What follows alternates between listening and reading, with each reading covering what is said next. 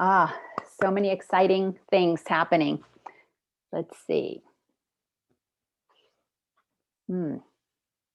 All right, today, July the 7th, 2021, we are gathering here to have another conversation about ascension, the process of ascension, and how we can use A Course in Miracles to support us in this ascension. Let me erase that from last week. And it is absolutely with excitement that I encourage each and every one of you to be sure that you look up the press conference that President Donald Trump just did. It was just on, it just finished about 5 minutes ago. I was so excited listening to it because, and I don't know if you guys watched it, maybe if you did, then this is redundant, but if you didn't, what he spoke of is that he is filing a class action lawsuit against big tech. And he is encouraging all Americans who have been censored. And of course, I've been, you know, some of my videos have been censored because I mentioned, choosing whether to take a jab or not. Or I can't remember if that was one where I talked about that, or I talked about hydrochloroquine, or I talked about something that big tech doesn't want us to talk about.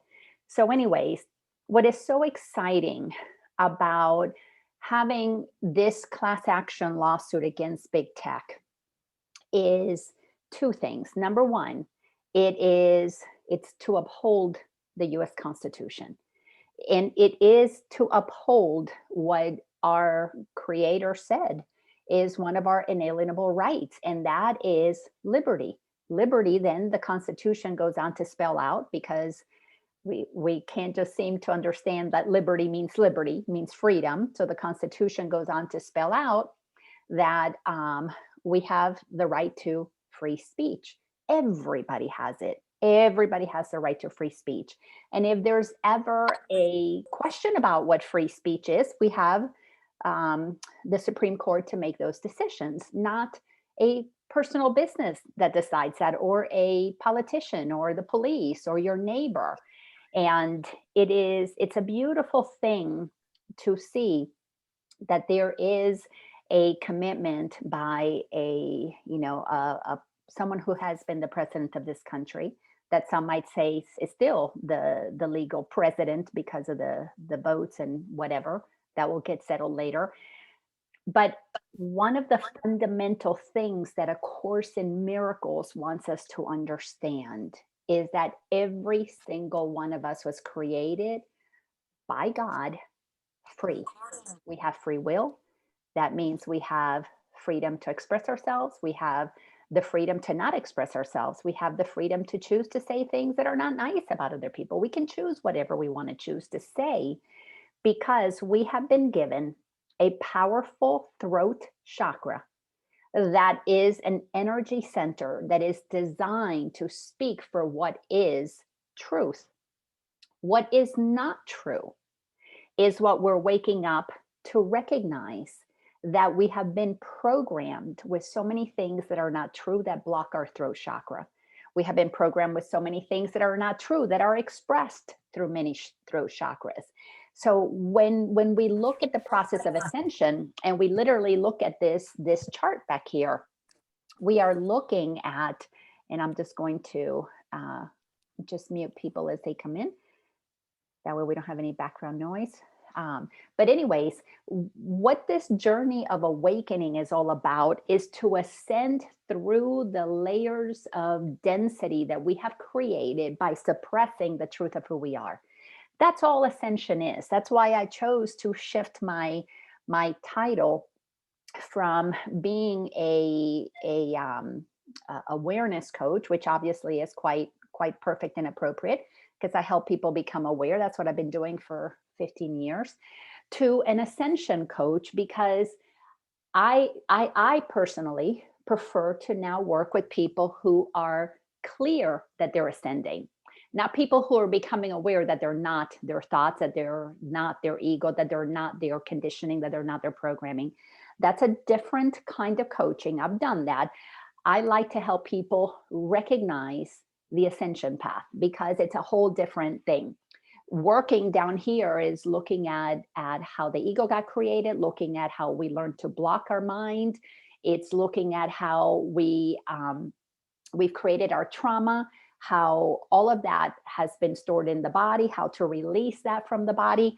It's beautiful, beautiful work. And I've done that for 15 years. Well, probably more like for 10. The last 5 years, I've been working with clients who are very, very advanced on their journey. That's why I teach from the Course in Miracles and have been doing master classes, because when you commit to live from the truth of who you are, it's a very different journey. It is a journey about opening the heart, freeing the heart. It's about being very clear that you are not um, uh, at the mercy of your egoic thoughts. You have to choose between ego thoughts and God thoughts.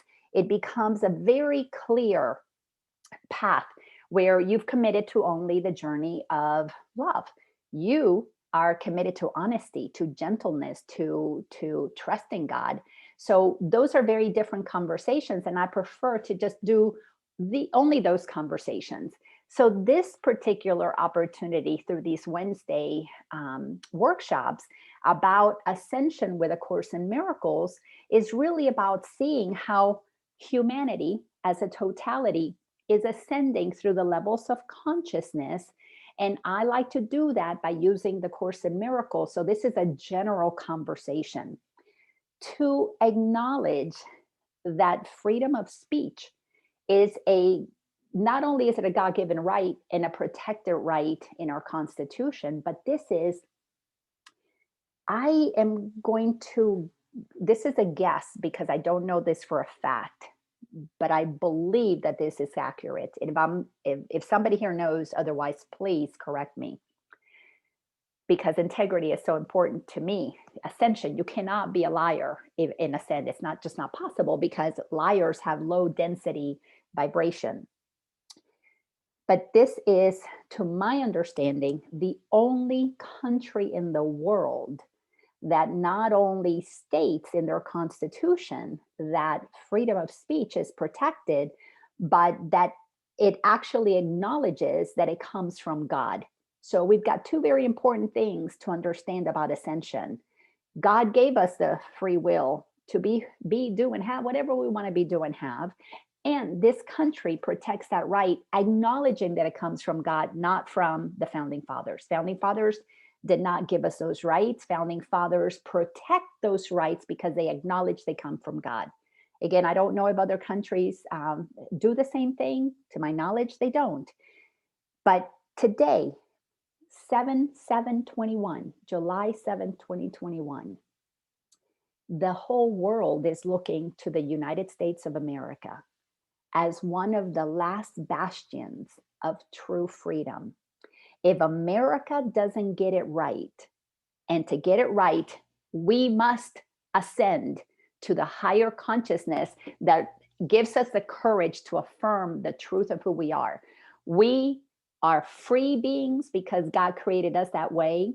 And if we need to stand up for a constitution because our current administration and many other ones have not been acknowledging that, we then are not owning the truth of who we are. We're not standing with our birthright. We're below the line. We are in the ego realm. We are in the realm of distortions, of control, of censorship, of specialness. This group versus that group. These lives matter, but those don't. These voices matter, but those don't.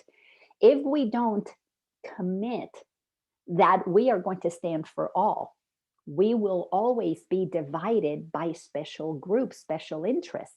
Course in Miracles says that there's only two types of relationships. The special relationship with the ego loves, because it's special hate, special love. It bounces back and forth. If you give me what I want, I love you. If you don't, I discard you. That's specialness. You're only special if you do special things for me. And then there's holy relationships, which we're in the middle of a workshop right now. Holy relationships are relationships that are created when we acknowledge every single one of us is a child of God, holy child of God. And a holy relationship says, I cannot decide your free will. I must honor your free will, use my will freely to acknowledge yours is free as well. At this high frequency, when we're cultivating holy relationships, nobody's lying, cheating, stealing. You can't have that density in your mind. It's just not possible because you know the truth of who you are and you know everybody else's truth. Down here, well, we have conflicted thoughts. We say, oh yeah, I and the Father are one, but then we walk around acting like, well, you owe me something, or I don't like you, and I don't want you. I'm going to discard you. You get these privileges, you don't. Well, if you're one with the Father, don't you think everybody else is one with the Father? And that specialness that only I am one with the Father, and I'm special because I connect and channel God, or whatever it is, or I'm the priest, or I'm um, the holy person, the whatever. That level of specialness only comes from the hierarchy that the ego creates.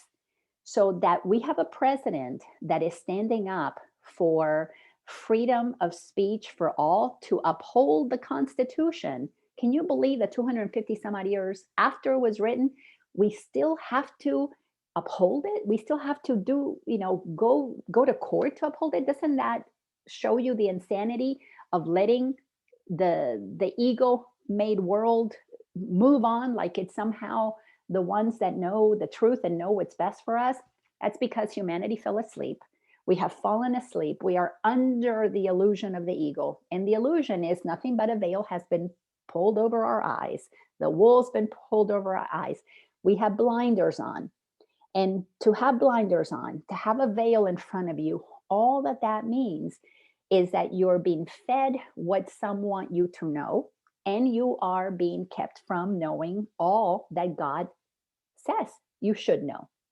Course in Miracles is about ascending, getting our head out of our, well, I'm going to say it, out of our asses, and getting out of the darkness and pulling it up, ascending to seeing things from a higher perspective, a higher frequency, from the top of the mountain instead of looking at things from the valley. But here's the crazy thing.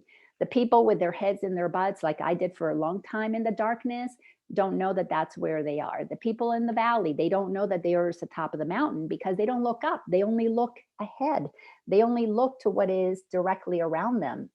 So this is not an easy thing to do, to raise your consciousness, to raise your vibration, but it's the only thing that will give us the recognition of who we really are, align us with the truth that is true for everybody, and bring about peace on earth. Because as long as we don't stand for equality for everybody, we stand divided, protecting special interests. And special interests, it sounds like a good thing. Oh, those oppressed people, we should help them. It sounds like a really wonderful thing. It truly is. But let me show you what that looks like. I'm going to use my little people.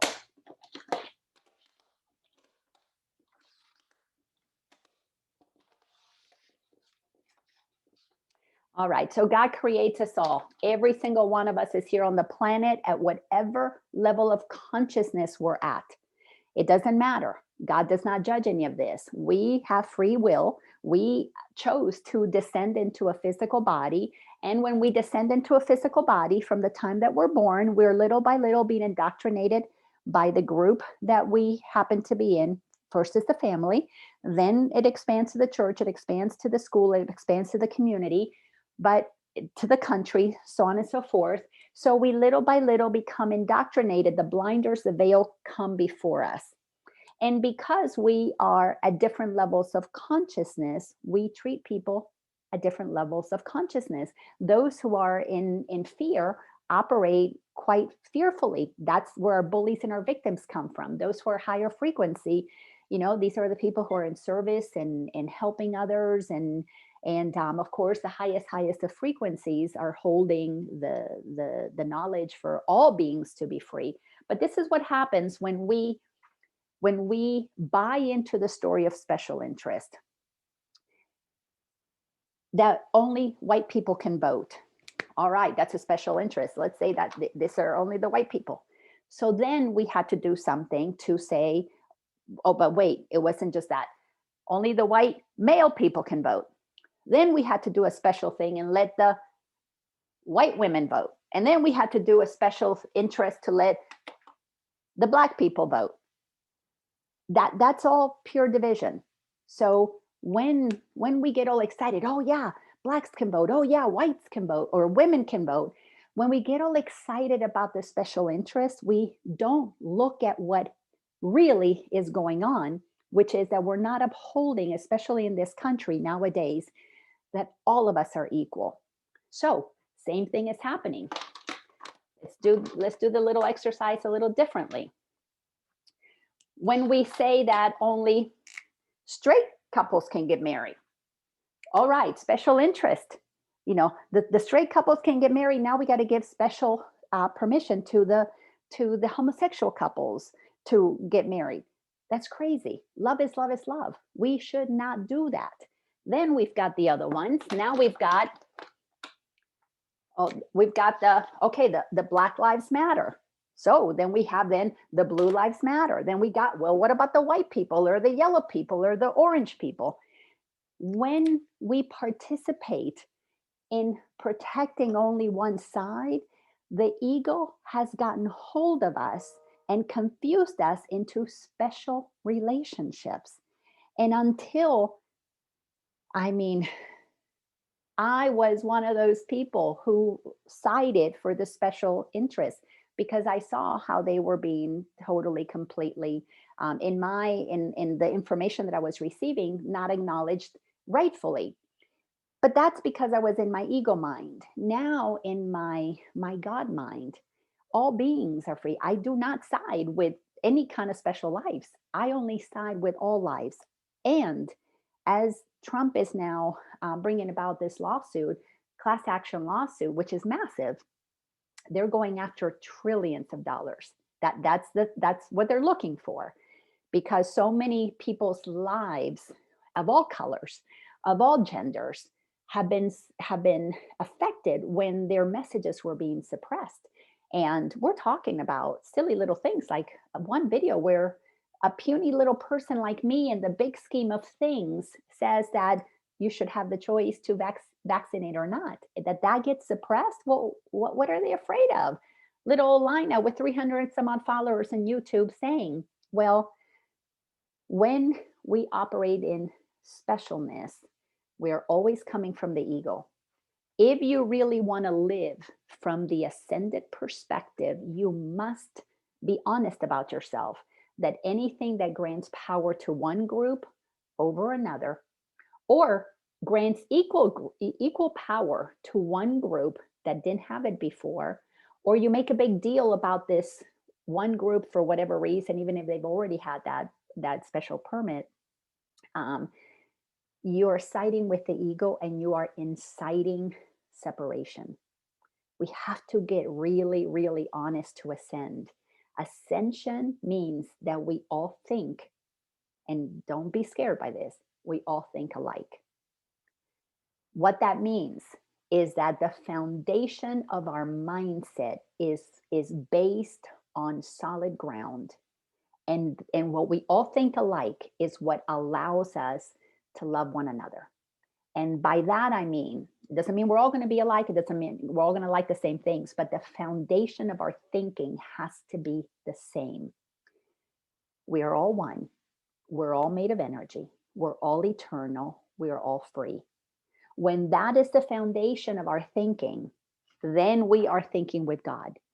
That is where love, joy, and peace can happen, because peace is not possible if we all don't understand those basic birthrights, God-given rights.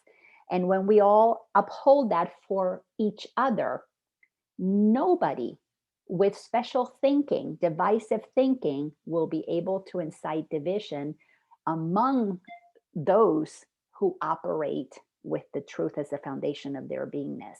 So anyways, that was a long, kind of a little, I was just so excited watching that. I mean, I'm just so super excited about that. But let's, I am so glad that you're here, Vern. I know you just had your big move. go ahead and unmute yourself, please. You also have your hand up. I want to hear what you have to say, and tell us, is your move all done? Did you get all settled in? Yeah, the move is done. And I got rid of a lot of stuff, Yay. which is great. And I mean, on every level, you know, it goes back to that Florence Shin idea: when you're confused, go clean your closet physically, and then the emotional and the mental goes along with it. But as I've been listening to you, there's basically, you asked that question: is there any country that's ever had anything like this? And there was one country, and it was a small country. It was part of Greece, and it was known as Solon's Republic. Most people don't even know anything about it. There's very little written about it, but they had a real republic. I mean, it's the way it's supposed to function. They only existed for about 10 years, and then they were put under. But that foundation that was presented there, many of our founding fathers knew about that, and that's where many of our documentation came from, was their guidance that they had. And one of the things that I got clear on for myself, when you look at the Constitution and you look at the Declaration of Independence, the Bill of Rights, you look at all the documents, what helped me was to understand when they were created basically as a structure. In other words, scaffolding. They were scaffolding. They weren't perfect. They were scaffolding, and they were designed so that they could evolve, so they could change, so they could grow.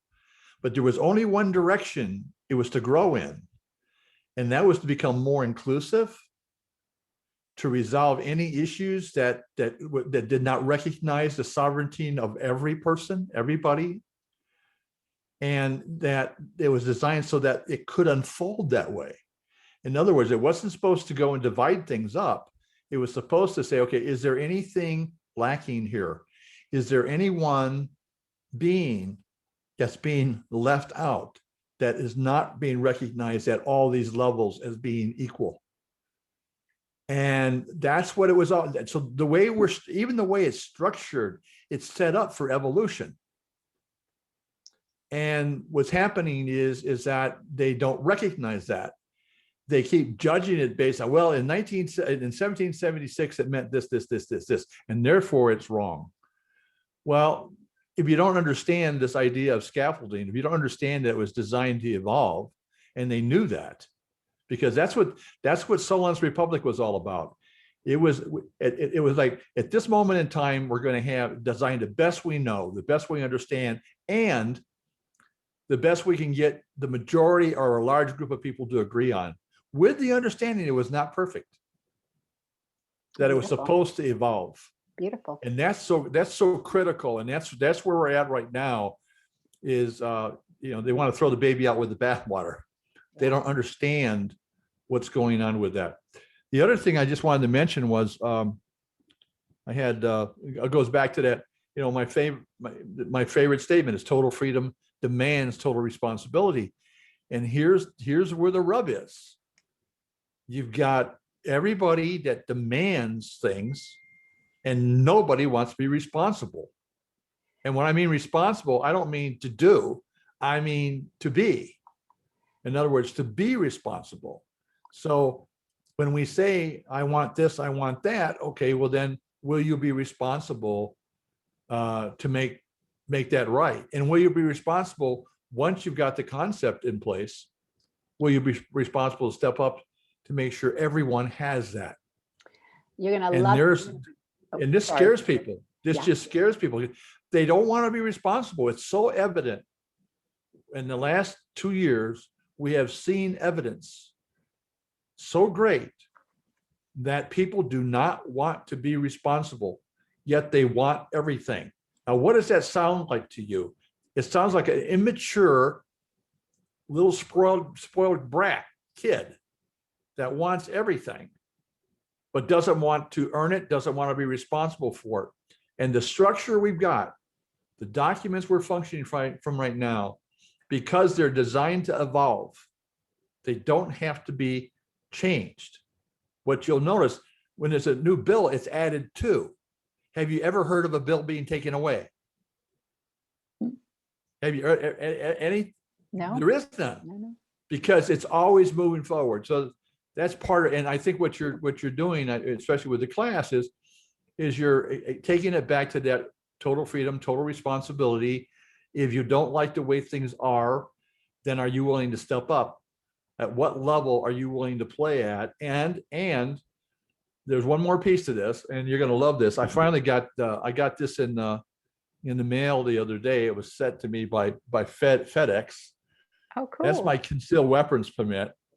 It took a long time to get that, so I have it now, which means I'm legal across the board as far as everything is concerned. But we have a responsible for self-defense.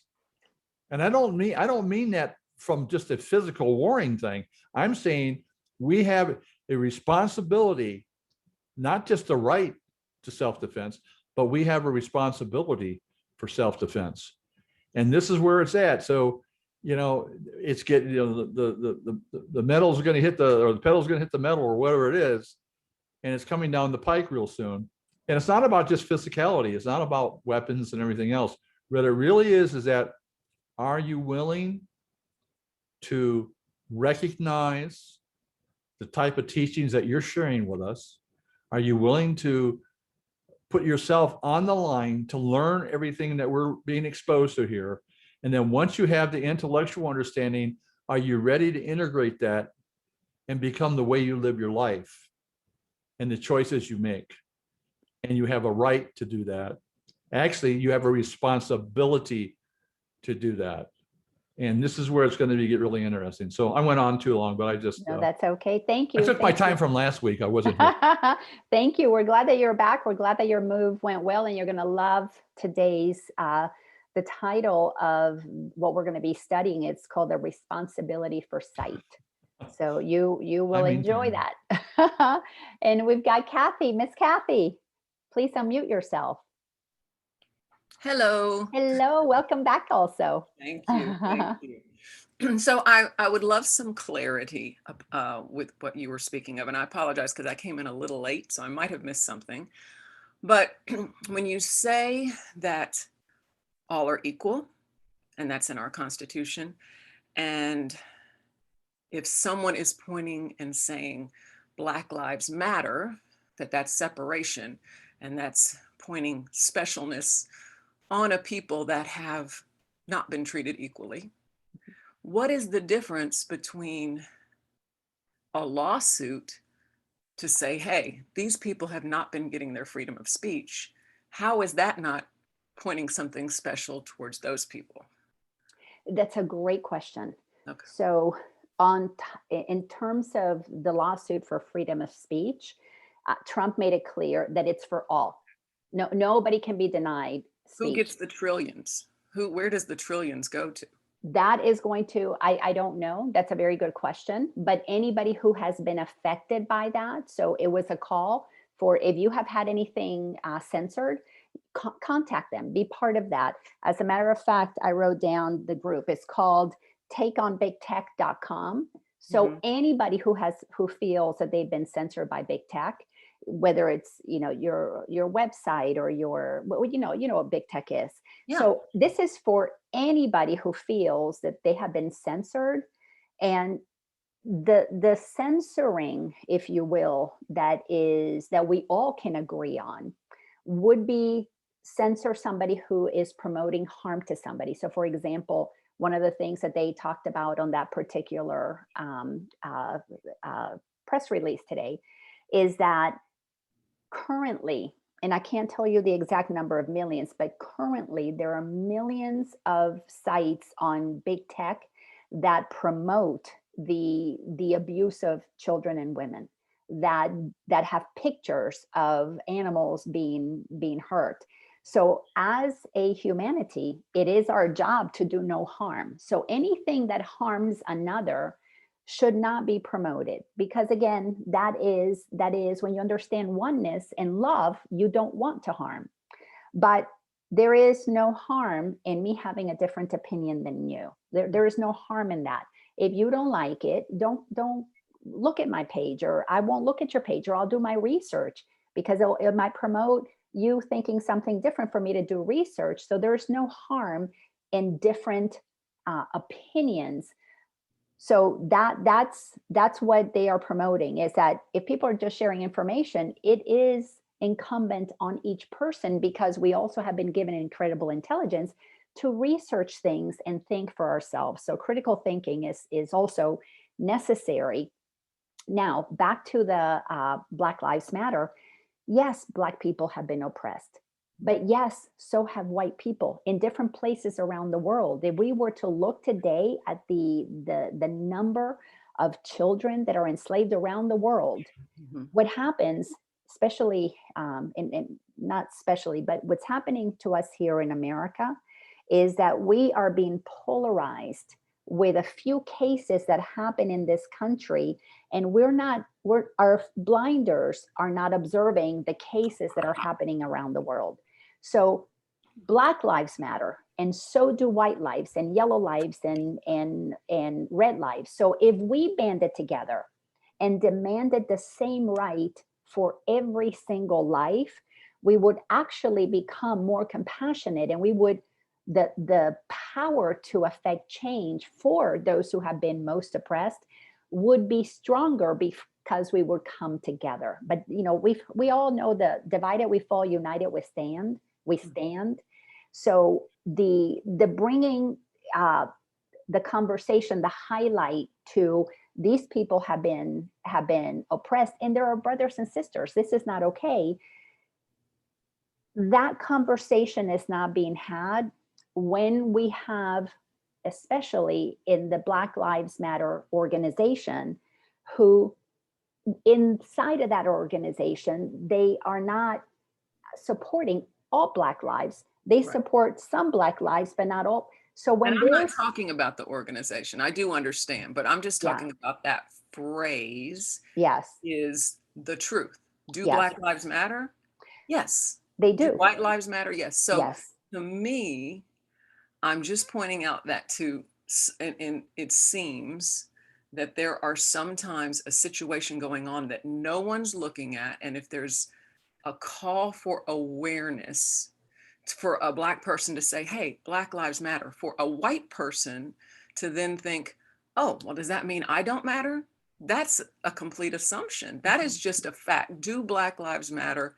Yes. So it's like to me, it's only polarizing when someone takes it personally and says, oh, well, if you're saying Black lives matter, that must mean my white life doesn't matter.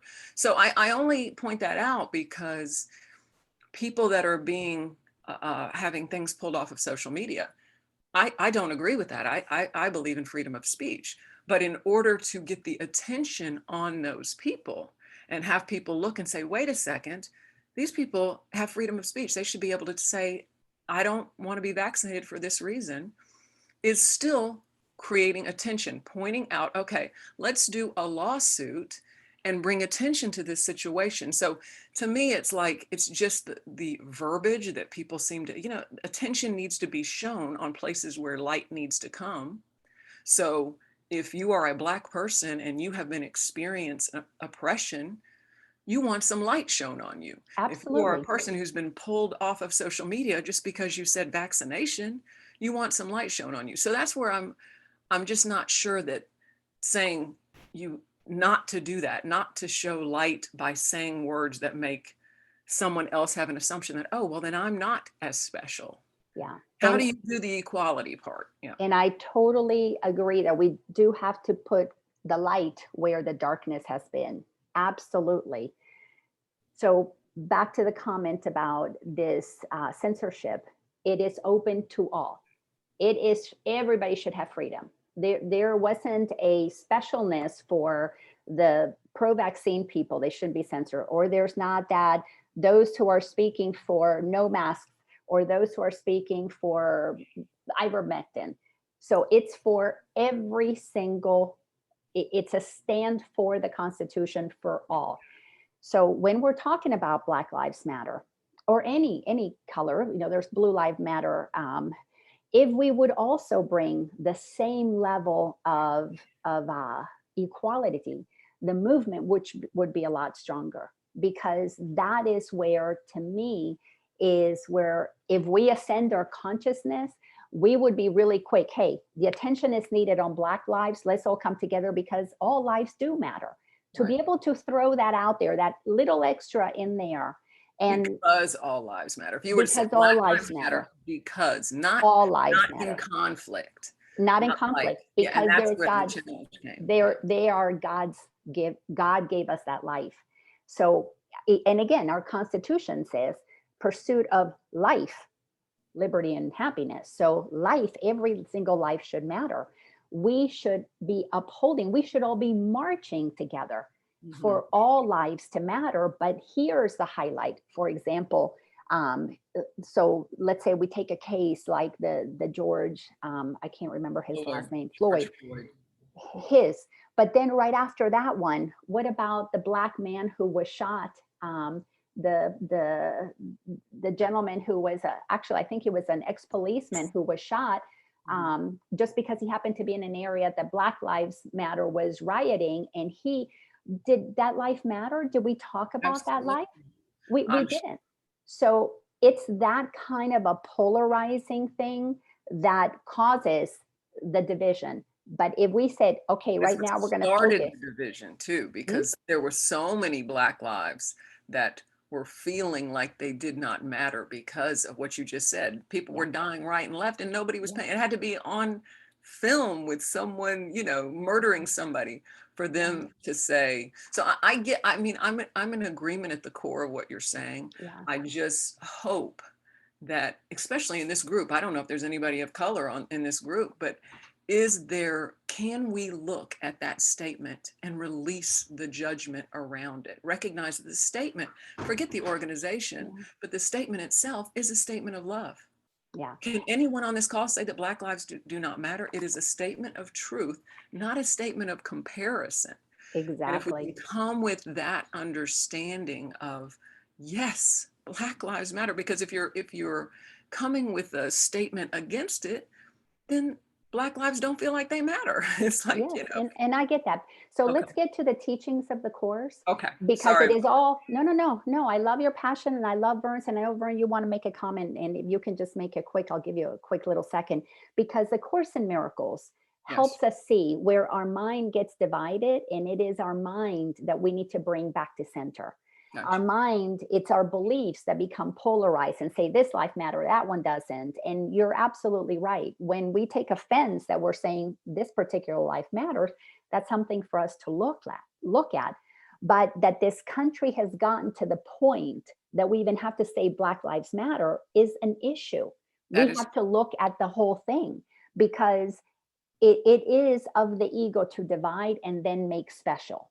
And it is also something, I mean, there's so much deeper stuff inside of that, the Black on Black crime, the white on white, there are so many areas to go. But if we all united and, hey, we're just not going to accept this anymore. Every single life has got to have meaning, and we joined inside of that, we would be coming together in upholding that which is everybody's birthright. But we don't do that because the mind is trained in specialness. So it's all about clearing our mind. Vern, go ahead and share, and you'll do it quickly, and then we'll get. Yeah, I'll do it. I'll do it as fast as I can. I really, Kathy, I really appreciate where you're at with this, because I've dealt with it too over and over. Words are really powerful, and words that denote differences or groups or specialness are really can cause a lot of chaos. So it's not so much as that Black Lives Matter.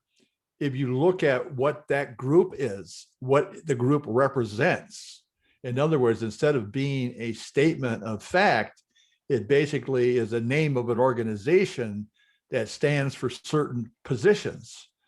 And there's where the issue becomes, not so that Black lives don't matter or that white lives don't matter. It's that those terms are being hijacked, or being used as a way, as a catalyst to cause chaos and to cause division. That's where the issue is at. So if I started a group saying the Native American lives matter, of course they do. But if I want to make Native Americans better than or more valuable than or should be considered more than or before than, then if I create an organization to do that, I'm not aligned with the course. What I should be doing is supporting a group that wants everybody to have their lives matter, that everybody be treated equally. And you see, that's not a popular position. That threatens any group that wants to get everybody else to think the way they do or want to be things the way they want them. And if you don't go along with that, then there's something wrong with you. That should tell you right away what's happening. So if I have 10 groups, make it really simple. If I had 10 different groups and they all started off and they all had their priorities, specialness that they saw in each other, okay?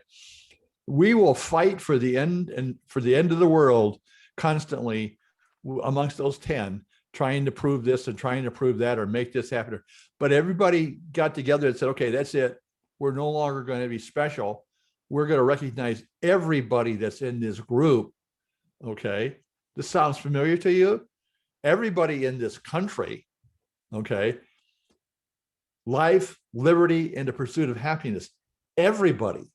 Not special this, not special that, but everybody.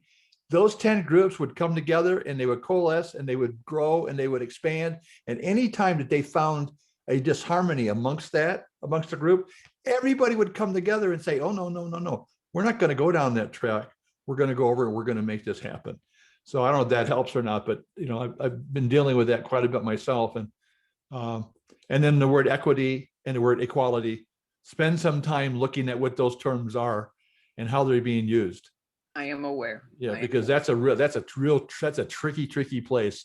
Yeah. It's all about, and the course is very simple. We're all one. Yeah. If one person is mistreated, we're all being mistreated. If I recognize somebody being hurt, I'm being hurt. I need to step up at the highest level I possibly can, just as I would for myself. I have to stand up for my brother. People don't want that. They don't want that. They want to have their own little special groups. And that's where the issue is, because they don't want to be responsible. They want somebody else to be responsible for them. And the way you do that is get in control. Well, thank you. That. I'm going to let you go. Thank you for that share. Thank you for that question.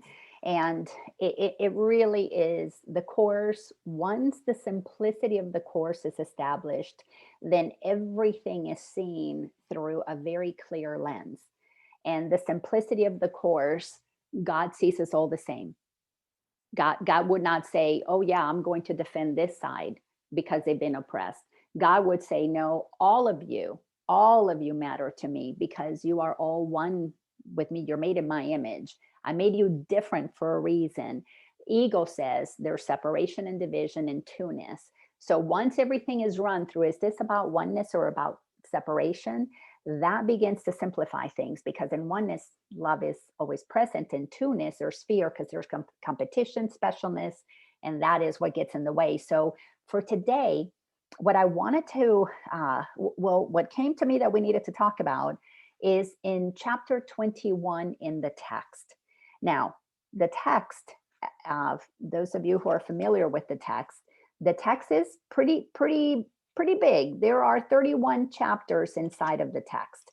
Now, so we're looking at chapter 21, which is quite a bit in. I mean, it's quite a 2/3 of the way in, meaning there's been a foundation that has been established. So I'm taking you, and some of you might be newbies on the course or different levels in the course.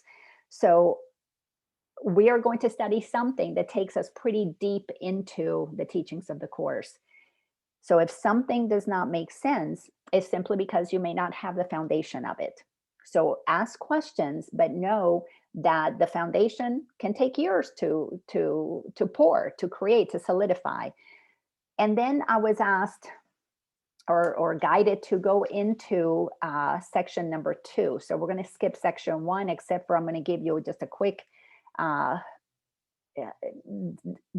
little definition of section number 1, which is called the forgotten song. So chapter 21 is called reason and perception, because projection, what we project out there creates our perception. We project a world of separation, it creates a perception of separation. So we get validation from the outside world, but what we don't understand is that we have projected the outside world that gives us the perception of separation. And the Course is attempting to get us to realize that if we change our mind and recognize oneness, we will project oneness out there. We will see everyone as one. So the perception that we receive is that we are one. So correction happens in the mind first. So that's what is being introduced in this section of reason and perception. And then section number 1 goes on to the forgotten song. And the forgotten song basically is to recognize that we in the world operate from what the eyes see, not what the heart sees. We don't operate with the vision, the Christ consciousness.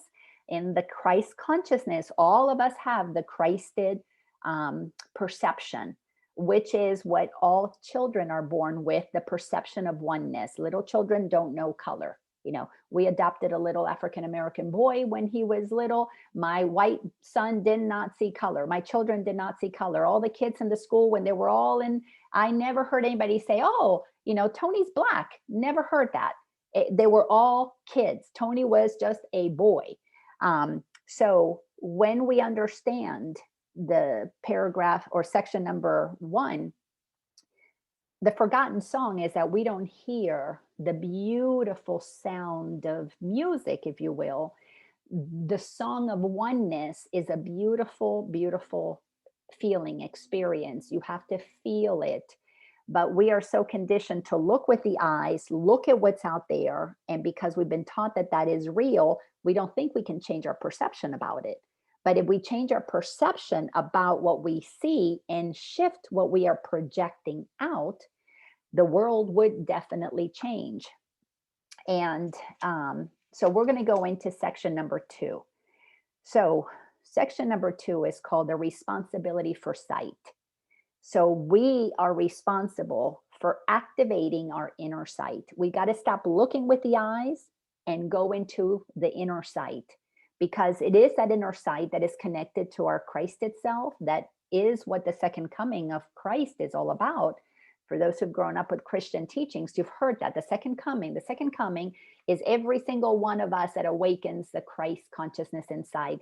We are bringing the second coming. We are the ones activating what will bring about peace on earth, because we will become the change we want to see once we change our perception.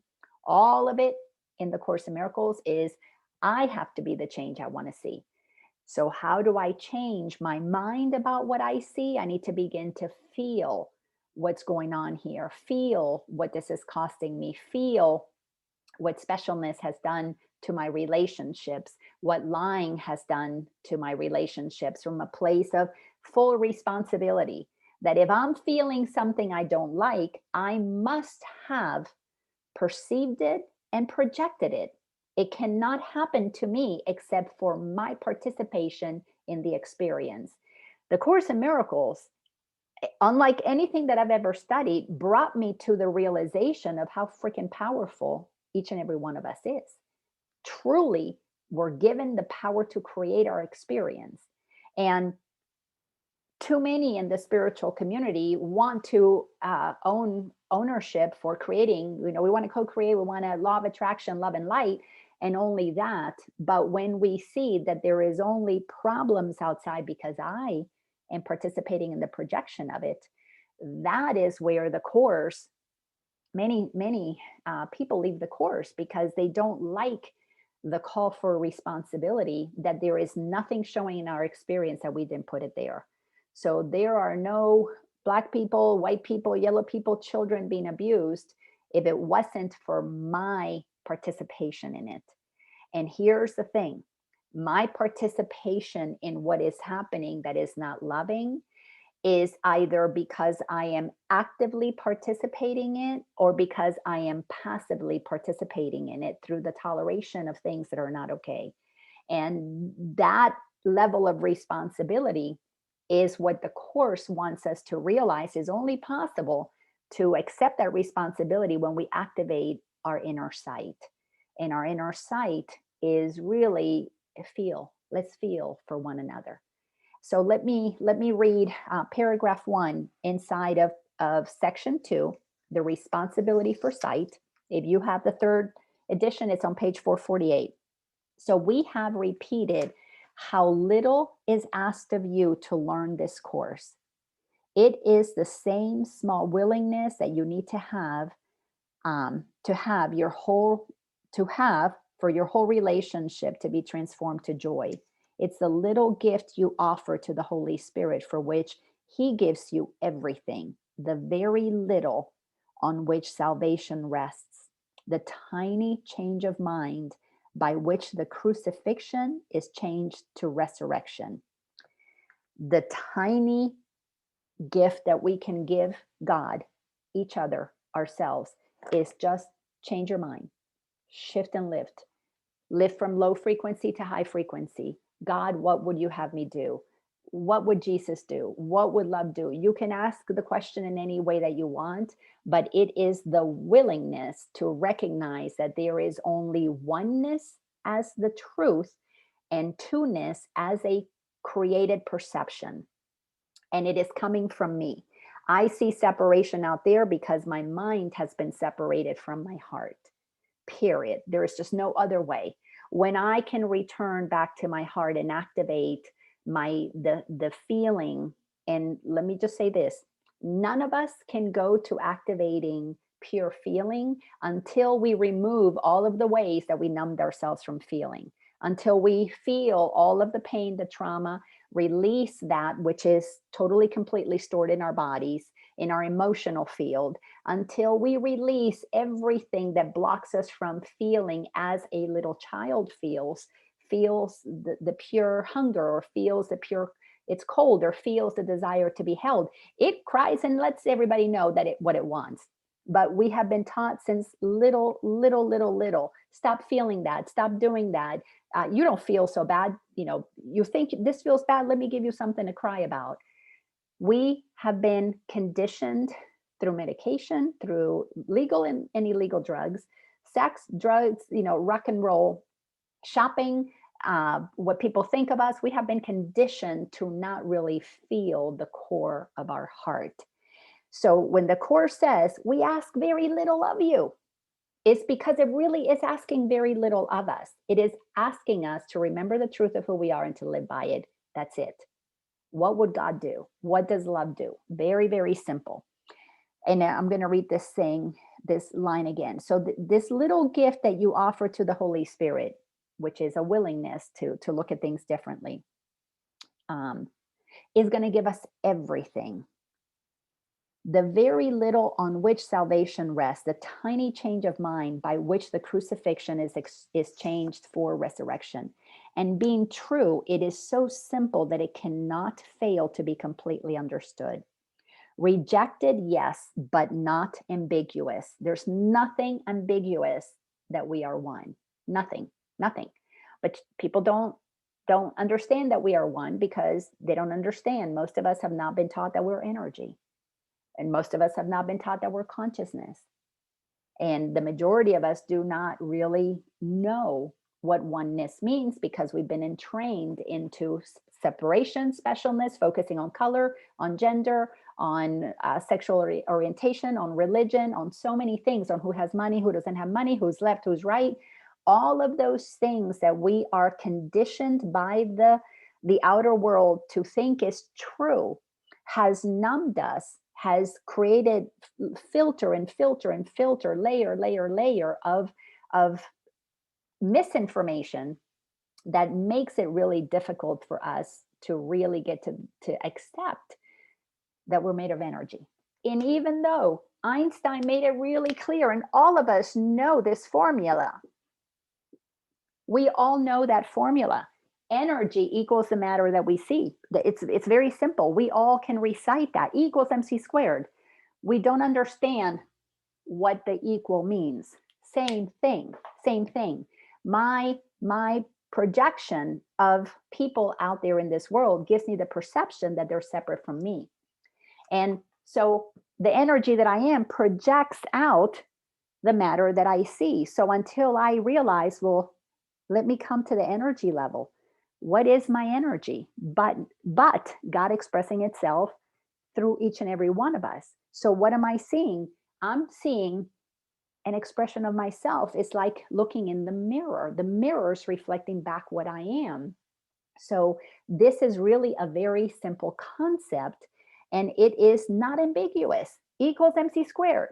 However, we can make it very, very difficult because the ego has created so many different ways of expressing separation. We have so many different words to describe how we feel that we it makes it very challenging to get to the point that if it's not love, it's a block to it. It's always going to be fear. It's always going to be about protecting me, about protecting somebody, versus the recognition that if we knew that every one of us is love, there would be no fear. There will be absolutely be no fear. So sentence number 5 says, and if you choose against it now, it will not be because it is obscure, choose against the truth, but rather that this little cost seemed in your judgment to be too much to pay for peace. That sentence rocked my world. And I hope it rocks your world when you can sit with this, maybe after class, and reread this.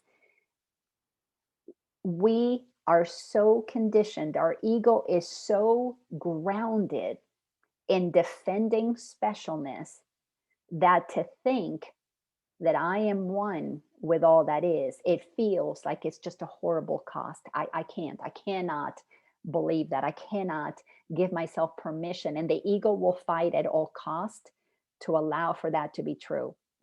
And the way that you really see that is bring to mind somebody that you think hurt you, and or an institution that you think let you down, or something that you believe you don't like.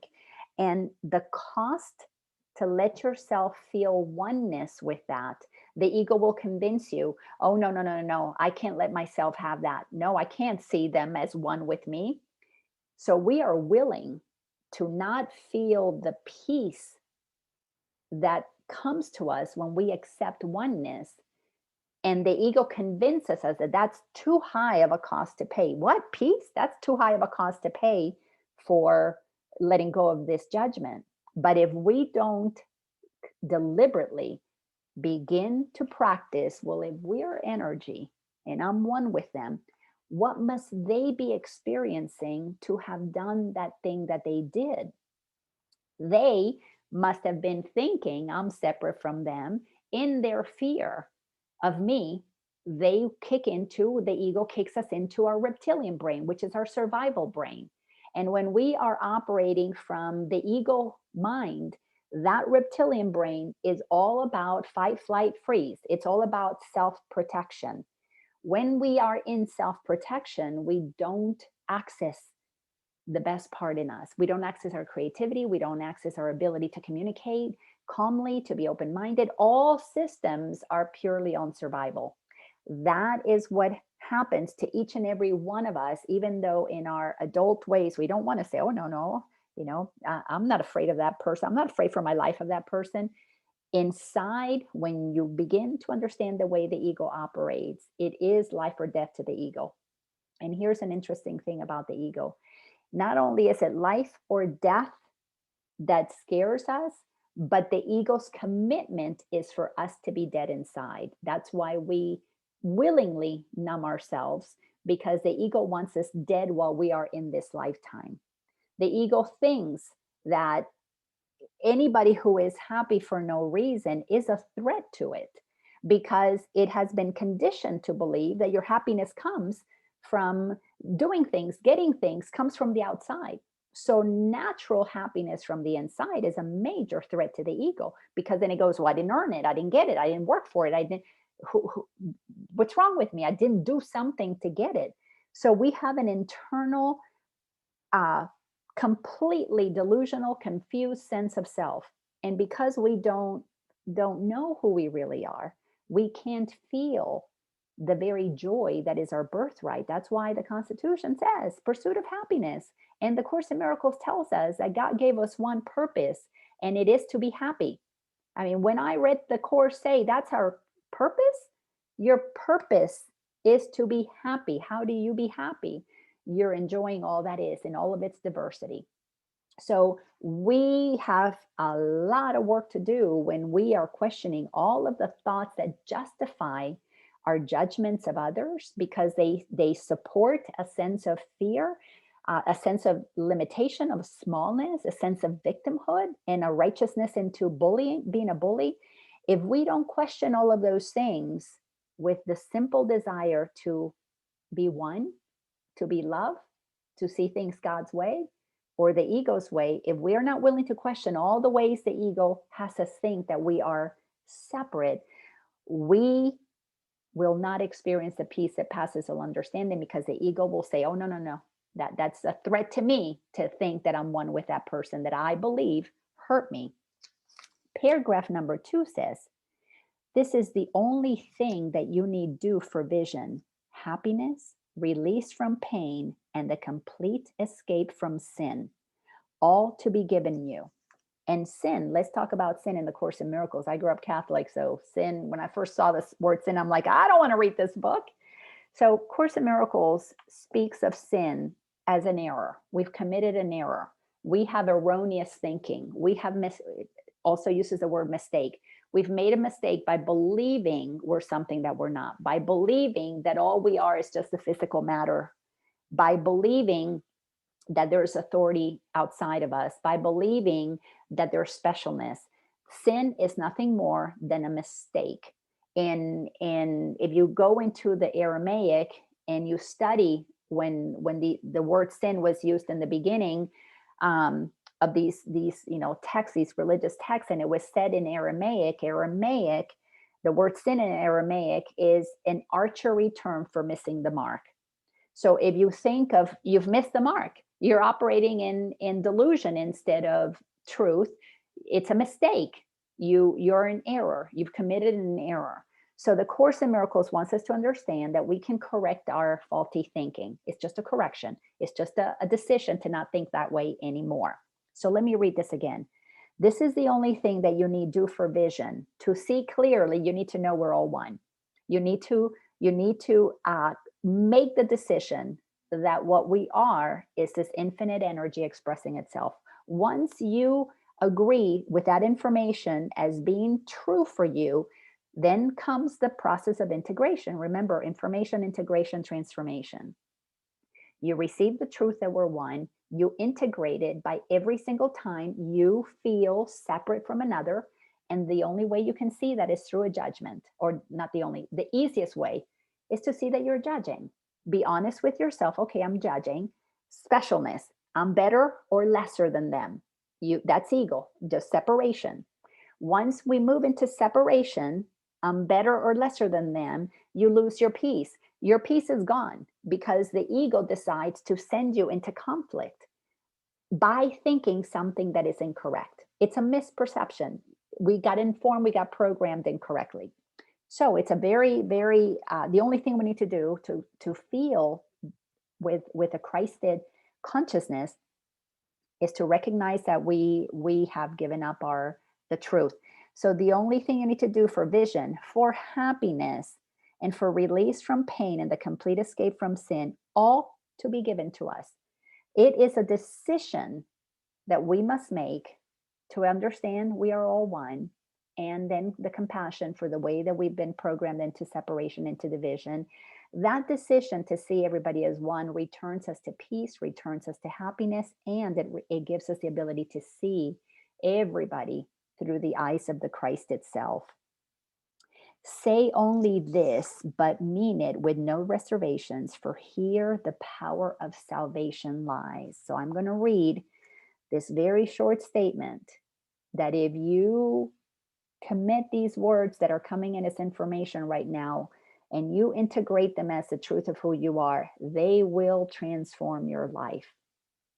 I know that if I can do it, anybody can. All right. I'm going to say this, and I want you to receive these words and just feel into these words. I am responsible for what I see. I choose the feelings I experience, and I decide upon the goal I would achieve. And everything that seems to happen to me, I ask for and receive as I have asked. I'm going to read this again. I am responsible for what I see. I choose the feelings I experience and I decide upon the goal I would achieve. And everything that seems to happen to me, I ask for and receive as I have asked. This means that nothing is happening to us that wasn't first requested. So again, it's part of the process to ascend. We are all going to cultivate a spiritualized ego. We're going to go into spiritual pride. We are going to, inside of our sense of separation, only want love and light and deny the darkness. I don't want the darkness. Let's get rid of the darkness. That to me was one of the first big ahas that I had in studying the Course in Miracles, because the darkness does not go away when I don't want to look at it. The darkness can only go away when I acknowledge, why did I call you into my existence? Why is human trafficking here? I put it here. Why is murder here? I put it here. Why is corruption here? I put it here. When I began to look at everything that I did not like as it's here, that it wasn't until then that I began to really understand how powerful I am. That's when I began to realize, well, I am an expression of the energy of God. I am a piece of that energy made in the image of the Creator. The Course in Miracles tells us that God gave us the exact same power that it has, except for one thing. God created us to create with its power, but we did not create ourselves. That's it. God and us create equally the same, but God created us. We didn't create God. That's where the humbleness needs to come in. Something powerful gave each and every one of us the exact power, the exact same power that it has, except for we didn't create ourselves because it created us. I mean, that logically, that we can accept that. You know, a parent gives the child, a conscious parent, the same opportunity to do whatever it wants to do in this life, except that it can't create itself. The parents are participated in their creation. But you, child of mine, go and do whatever you want to do. You have the same power, the same abilities, the same abilities to see things however you want to see them, because I have the same ability. And those of us who are parents, we know that. We understand that.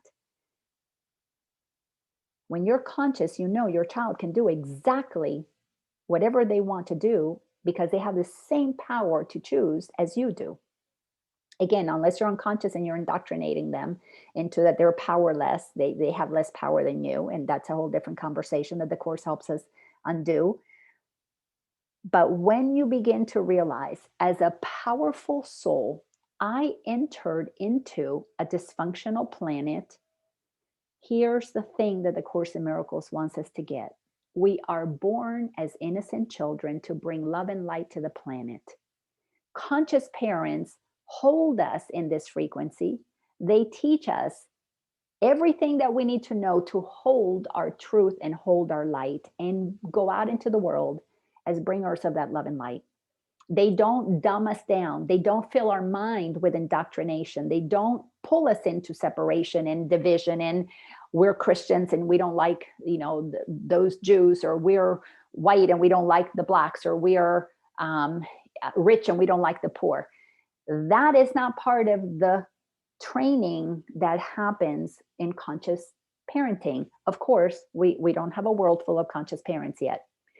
But when we understand that we are the light of the world, we are born to bring love and light to the planet, then we begin to really appreciate the power that we have of forgetting that we are love and light and getting indoctrinated and playing a role and taking on the beliefs that were given to us and use them as if they were our truth. We descend into the way of the eagle. We go into the darkness. We have to. We undarken ourselves because we dim our light. The Course in Miracles wants us to understand that I am responsible for what I see because I chose to come in and have that experience. I chose the feelings that I experienced, and I decide upon the goal that I would achieve. Every one of us, before we incarnated, the Course says the script is written, knew the script was decided. I'm going to come into those parents because we knew they would most likely, at their level of consciousness, help us go to wherever we were going to go. And if we don't get that those who are Black chose to be Black, those who are white chose to be white, those who are women, who are men, who are trans, that was a choice to come in and have that experience. And when we talk about victims and we see them as victims, that I know what's better for you, I know what's better for your gender, your race, your whatever, and we see them as victims, our ego mind is having a field day. I mean, it's having a lot of fun because it just convinced us to think that those people have no power, no responsibility for their experience. This was a very difficult thing for me to shift out of. Believe me, this was years of no longer seeing anybody as a victim, no longer seeing anybody as oppressed, but rather seeing powerful souls who chose that experience. And then it goes on to say, in everything that seems to happen to me, I ask for and receive as I have asked. So this is what I want you to really take away for today. The responsibility for sight is twofold. And we really, really need to take this in a way that requires a total, complete understanding what this is about, because this is where our power is going to be shown. We chose to come in and have a human experience. We chose the portals that we entered. Every family is a portal. We chose to come in and receive what we received so that we would have an experience that would cause us to dim our light, so that we would then, through the discomfort of not being who we are, have the opportunities that reactivate our light. This is why an alcoholic, they've got to go down, they've got to hit rock bottom before they're ready to change. When we hit rock bottom, which is how low can our light be turned down, it is an opportunity to activate through that crucifixion, the resurrection of our light. To how low can we go before we are willing to take responsibility for our light? So we know we're going to come in, forget who we are, and then we got to take responsibility for turning on our light. To turn on your light is to begin to take your power back, to use your voice. In the beginning, nobody says, oh, I'm a child of God, I'm powerful, I'm good, and jumps from here to here. We go through the layers, the recognition of the pain, of the suffering, to little by little go through the forgiveness of the parents, to know that I'm not what my mom and dad think of me. I'm not what the government thinks of me. Little by little by little by little, it's a journey. Own and claim our voice. But when we do that, it's because we have recognized how powerful we are through the sheer use of our mind in shifting our perception. This responsibility for that I am powerful gets exercised at however it gets exercised. So wherever people are in their journey, our work is not to see them as victims. If you're here, our work is to see them as powerful beings and offer assistance. This is going to be the part 2. Part 1, we are bringers of love and light to the planet. We descend and then we have to find our own way. Part 2, it is our responsibility to see everybody as powerful and then offer our assistance, should they choose it, to walk with what the Course calls as mighty companions. What this means is that when we understand that we are children of God, designed for happiness, and we see the oppression, we see the devastation, we see the abuse that is taking place, it is our responsibility to shine light on that. It is our responsibility to say that's not okay, not because you're hurting a victim, but because you are hurting a child of God, because you're hurting a divine being. So as we move through this ascension, we have got to clear the whole story of victimhood out of our mind. Because as long as we believe in victims, we are being a bully, putting ourselves in a place of superiorness that gets to see them as inferior, poor person. In equality, we say, you powerful person, you're powerful.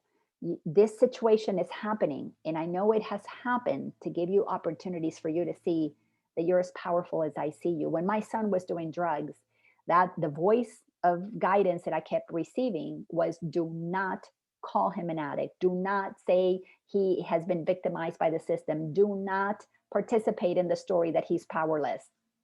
You call him a child of God. You keep reminding him that you're powerful beyond measure. You're choosing to have this experience. You let me know when you're ready for me to help you in any way that I can. But I could not see him as a victim. You know, when I asked my son, what is the one thing that you hated, Spencer, that you hated that I did while you were in your 4-year drug adventure, he would say, you were constantly telling me that I was choosing this. You were constantly telling me that I was creating my own reality. You were constantly telling me how powerful I was. And then you ask him, what is the one thing that your mom did that helped you move through that? And he will tell you, you were constantly telling me that I was creating my own reality. You were constantly telling me that I was choosing this experience. You were constantly telling me that nobody was doing this to me but myself.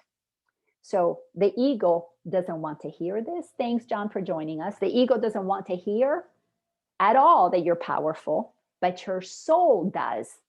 The soul inside of us wants somebody to recognize our power and wants us to call us into the higher frequency by you in your higher frequency vibrating that out like a tuning fork. When we are standing in the truth of who we are, those who are ready to accept their truth will resonate to that truth if they're ready. This is why nobody can go and listen to a teacher to hear teachings they're not ready for. And nobody can teach anybody to do anything to truth beyond what they themselves resonate at. I have had many teachers that were at these levels who taught me how to move beyond this thing, move beyond this thing, move beyond this thing. And this is why there are many spiritual teachers I don't follow anymore, because I don't feel the resonance of them walking the talk. Once I began to feel truth in my own beingness, because I took responsibility for sight, which is to feel truth, that is why I don't follow the typical, what people think a spiritual person or a spiritual teacher should do, because I am following frequency. And anything that judges or calls anybody a victim or participates in any kind of judgment, even if it comes from the spiritual community, it doesn't resonate with my beingness, because I don't see victims. I only see powerful beings who are where they are because that's where they needed to be to get the lessons that help them activate their light and take responsibility for their lives. So this is, again, this is chapter 21 of 31. So there's been 20 previous chapters to establish a foundation that we are each created by God to create like God. When we read in the Bible that we were made in the image of God, is because God imagined us, and love cannot create other than love. Power cannot create other than power. So we have a big responsibility to turn on our light. And it's simple. Accept that what we are is not just human. Accept that what we are is this powerful energy that is united with all. If to think of yourself as energy is difficult, then start like how I started. I started with I'm stardust. And science teaches us that our bodies are made of the same stuff that the stars are made of. So you can begin with something physical like that. We are all made of the same thing. We all bleed red.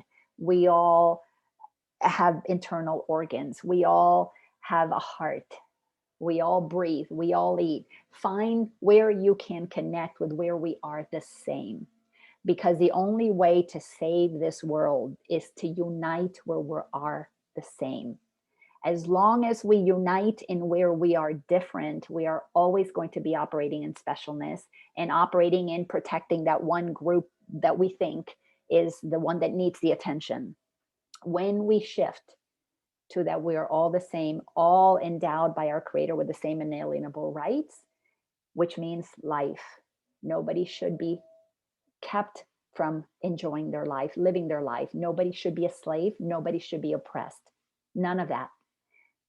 Liberty. Everybody should be free to speak and do whatever they want to do as long as they don't harm somebody else. And the reason they shouldn't harm is because we're all entitled to life. I mean, you got to put these things together. And the pursuit of happiness. When you are living your life and you are free to live your life, you're not doing harm to anybody. You are a happy person. Thanks, Patricia, for being here. It is absolutely so crucial, so crucial that we spend time with our mind and recognize this is really simple. It's just a shift in perception. What would love do? What would God do? What would oneness do?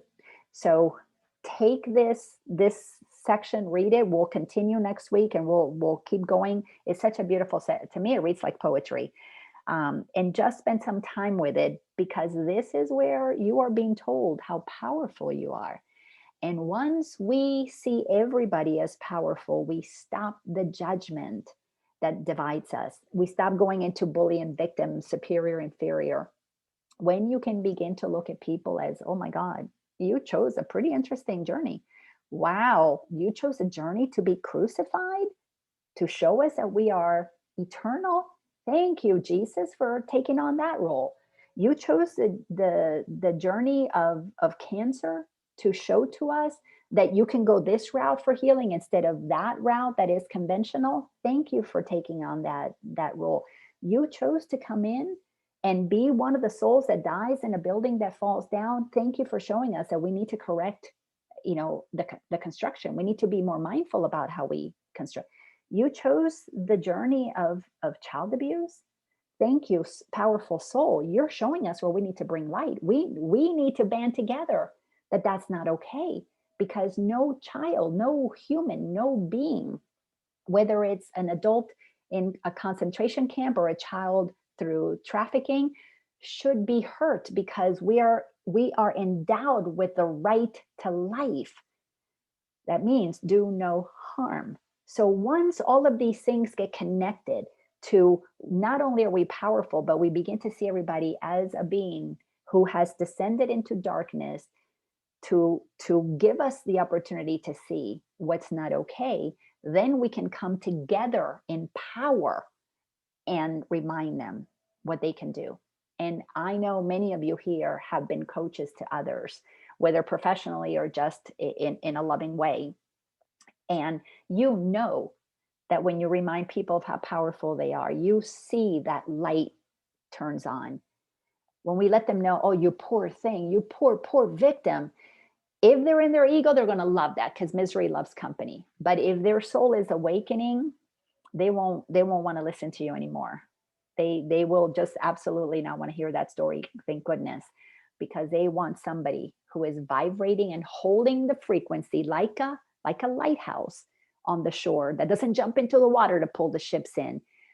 Those who are awakening need to see the lighthouses lighting, shining their light brightly. So those who are stuck in the darkness, like a ship stuck in a storm, can find their way back to the truth of who they are. We have got to be responsible for our sight first, and then responsible to shine that light for everybody else to find their way. And we do it by reminding them of their truth, not by validating the ego story. So with that, let me stop. I want to hear from you guys. Did anybody get any nuggets from today's lesson?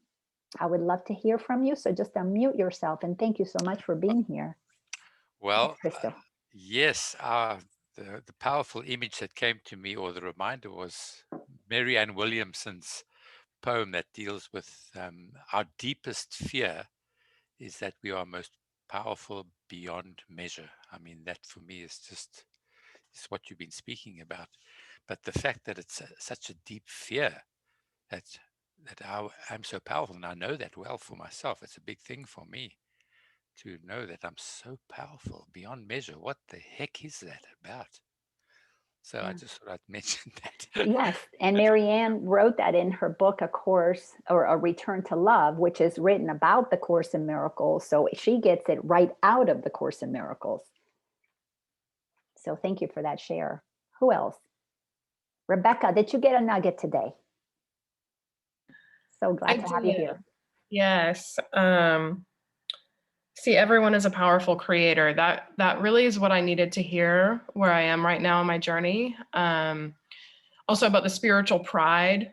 When you talked about that, that really resonated with me because, you know, it's like when you start to get a hold of these things, when I start to get a hold of these things, I want to like shake everybody else and be like, what the heck? Like, why aren't you getting it? You know, or, oh, they still don't get it. You know, those poor people that are stuck in those thoughts, you know, but we're all having an experience, you know, we're all powerful creators. And so just to experience that oneness, you know, to bring me back to like that perception, you know, so that's what stood out for me. Yeah, so think about what we read earlier in here. To have that willingness to see them as powerful is to give yourself permission to find peace in your heart. Got the lawn mowing people.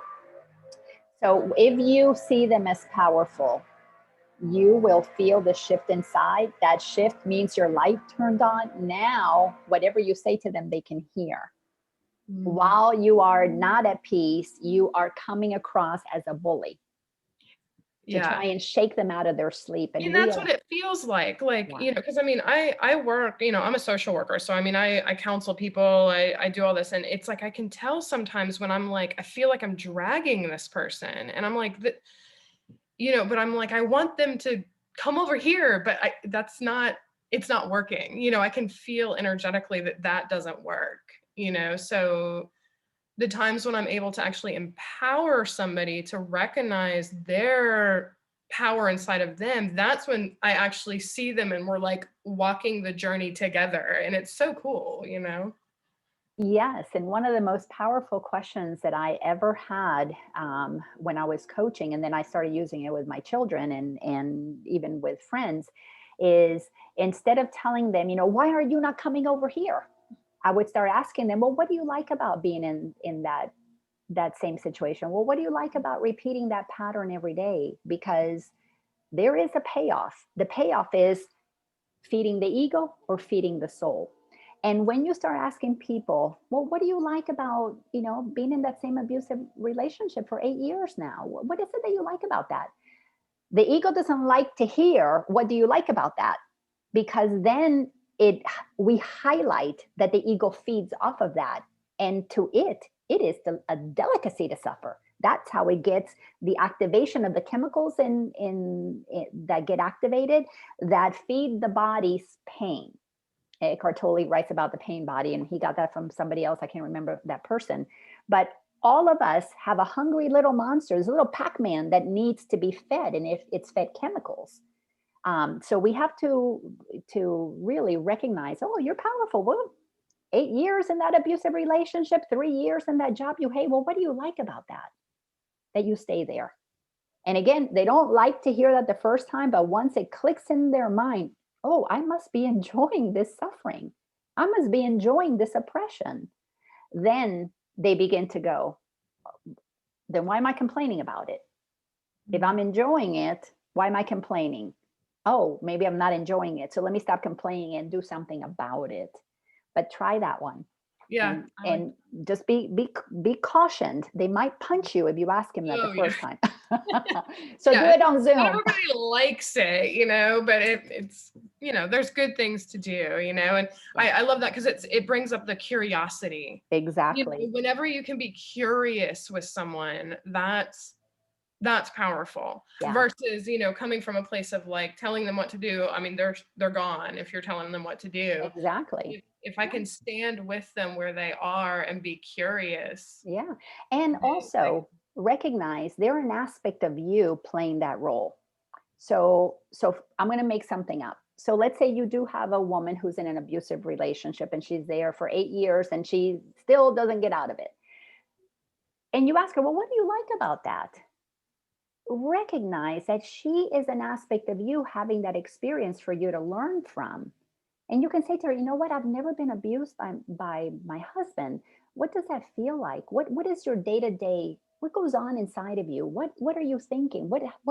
How does that affect your life? I've never had that. You get to be a teacher for me that helps me stand more firmly for what it is that I want to help eradicate on the planet for those who, like you, may want to stop experiencing that. And now you are really, truly seeing yourself in the other. Because when she tells you whatever it is that she doesn't like, there is something in your life you can connect that to. Maybe her dad or her husband beating her reminds you of your little brother beating you up, or your older brother beating you up, or your dad, or your somebody at work. And now you can connect the dots and go, oh, that's separation, number one. It's pure ego. And it's only happening because we don't remember oneness. So when all the lessons can be brought to the exact same thing, we've chosen separation to have an opportunity to have somebody let us know that, no, we're one, we deserve better, we are worthy. Then you can connect that. Oh, so a part of my energy through that form is experiencing something I didn't choose to experience, but it's mine because we're one. Yeah. Do you like that? Does that feel good? Yeah. I'm trying to put it into words, but yes, it's like what I love most about what I do, whether it's parenting or my career, it's like that joining, when you can connect with somebody, when you join with them in their experience, and I love, I use it all the time. I use everything I've got from anywhere it comes from, to make that connection, and that like, oh, I see your experience. It's just like my experience. And, this is what helped me, or this is how I did it, or this is, that's like everything I'm about, so I love that. And bringing it back to the course, is sort of, it's a work in progress. It is a work in progress. Yes. And there was a time with Spencer that he would just, oh my God, I just got another bad grade, and I got another bad grade. And after, a couple of years, I was like, buddy, you must not hate getting bad grades. You must love it, because you do this consistently. And mom, blah, blah, blah, blah, blah. And then I said, do you want to change this? Yes, I want to get good grades. Well, what do you think you need to do? Well, I need a tutor, or I need a this or that. And when they ask for what they're wanting, then they feel empowered. Then they are taking the rungs on the ladder to move themselves out of where they are. But don't ever feel sorry for anybody, because that is pure ego and does not allow them to find their power. Thank you so much, Rebecca, for being here. Yeah. Thank you. I'm going to have to run. I got to get on a call for work, but totally. Really enjoyed this. Thank you. Who else wants to share another nugget, and then we'll wrap this up? Hello, Laina. Like to share the deeper my learning goes with the course, the more I realize how my ego is like running everything. And I'll just share right quickly is I'm really doing good of staying above the yellow line, as I like stay above the yellow line. But yet when something really hits home, it's the ego. I've been down below for days, hurt over a relationship that just ended. And wow, I'm really trying to stay up there in the higher frequency. And it's very challenging because my emotions are so strong, but I'm really working on it. Oh God. Yes. And when relationships end, one of the things that the ego doesn't understand is, we have life, liberty, and happiness, doesn't understand that liberty is a beautiful thing. That if somebody doesn't want to be with us, they have just released us to be with somebody that does. And that mind needs to be shifted to, oh, what's the benefit here for me? Thank you. You just let me know you're not a vibrational match. Thank you. Can I help you pack your bags? If we, but we take it personal, because the ego's involved. The personal part that wants to lash out and attack. Yeah. Well, and I've not done that. I've done really well, but it's been difficult. Good. And the wonderful. only reason the ego wants to lash out is because the ego doesn't want you to know this, but the ego is saying, I was your slave. You were slave to me. We were in bondage together. Now you leave me here. Who am I going to get my, my highs from? Who's going to feed my dysfunction? But when you free yourself and you're operating and all beings are free and we're all one. You don't want to be with me? Oh, cool. There's 8 billion other people on the planet. Once you are in a lighthearted place because you don't take things personally, because you're not just a person, you are consciousness. Now, what is shifting in your life, you recognize, well, if it's happening, I must have chosen it. So our higher self chooses everything for our expansion. And when something happens, be it death, be it breakup, be it whatever it might be, and you train your mind to look, okay, like the Course says, everything is a lesson God would have me learn. What is this here to give me? And then you add the other lesson, I'm entitled to miracles. You go, oh, goody, this one ended. There must be something better. Something better must be coming. When that attitude is what we have, we move through these things in a fun and easy way, because not that we're not going to have sadness, not that we're going to experience what we experience, but in your awareness that you don't want to experience the breakup from here, you want to experience it from here. You are honoring your full responsibility for your sight. Thank you, Vern. You are honoring your full responsibility for seeing things the way God sees them. And that's you're a powerful being who chose to be here. Turn up your light, shine it brightly so the whole world can see how a woman of God, a woman aligned with truth, experiences a breakup, which is probably not the norm in most of our relationships. People want to, misery loves company. Oh, that's terrible. We don't want to become the judge that says that person was terrible. We want to be the one who recognizes, oh, they did me a favor. They just let me know that they weren't into me. So good. That created an opening. I can't wait to see who shows up in my life next, because I'm sure I've called them to me. So that's what I've been doing, but that is very challenging, but I'm doing it and I can feel myself shifting faster. So it's yeah, challenging. I just have to keep talking to myself. It's challenging to your conditioning. Keep reminding yourself that you're not your conditioning. Don't say it's challenging to me. Say it's challenging to my conditioning, but my higher self, my soul, my essence, whatever you want to call your higher part. But there's a part of me that knows that this is the greatest thing. Start separating. The conditioning is not who you are. It's overlaid on you. Okay. So my conditioning is having a hard time. My ego's having a hard time, but my inner being is really at peace with this, so that you can come into alignment with the recognition that who you really truly are is that peaceful presence that doesn't take anything personally. Your ego takes it personally. So separate the two. Thank you. Thank you so much. Absolutely. Oh, I'm so excited for this wonderful conversation. I hope you guys enjoyed it. Unmute yourselves and let's say goodbye. If anybody else has anything else that they want to share. But next week we will pick up where we left off on this chapter 21. Thank you. Thank you, Thank Kathy. you. Thank you, Kathy. Bye. Two Kathy's, Kat, Patrice. Bye. Thank you all for being here. Hey, Kat. Thank you. Bye-bye. Bye, everybody. Bye. Nice. Bye.